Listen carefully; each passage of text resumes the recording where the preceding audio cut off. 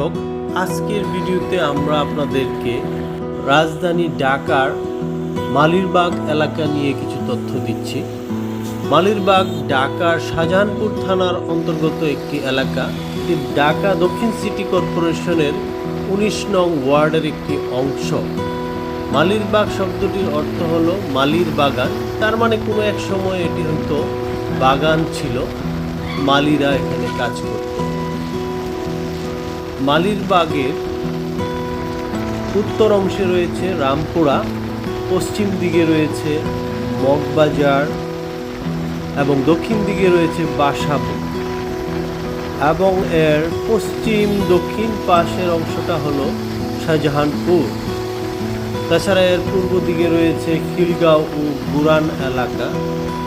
মালিরবাগ এখন অনেকটা ঘনবসতিপূর্ণ এলাকা হয়ে দাঁড়িয়েছে।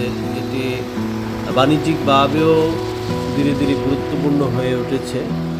মগবাজার মৌচাক ফ্লাইওভারের একটি র্যাম্প মালিরবাগ থেকে উঠে গেছে, যা শান্তিনগরে গিয়ে শেষ হয়েছে, এবং অন্য একটি র্যাম্প রাজারবাগ পুলিশ লাইন বরাবর শেষ হয়েছে।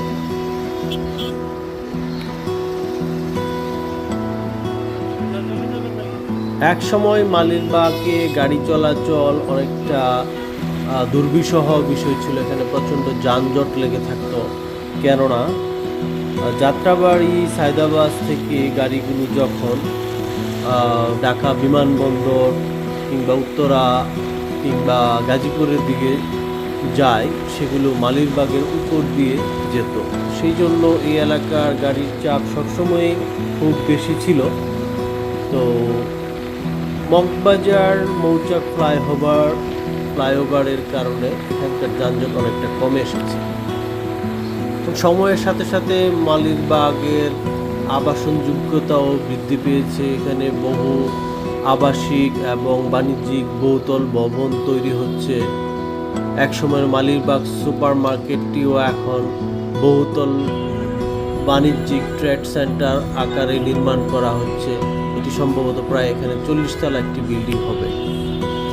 ধন্যবাদ, সকলে ভালো থাকবেন, সুস্থ থাকবেন। মালিরবাগ থেকে উড়াল সেতুতে উঠে আমরা রাজারবাগ পুলিশ লাইন বরাবর এসে আমাদের যাত্রা শেষ করলাম।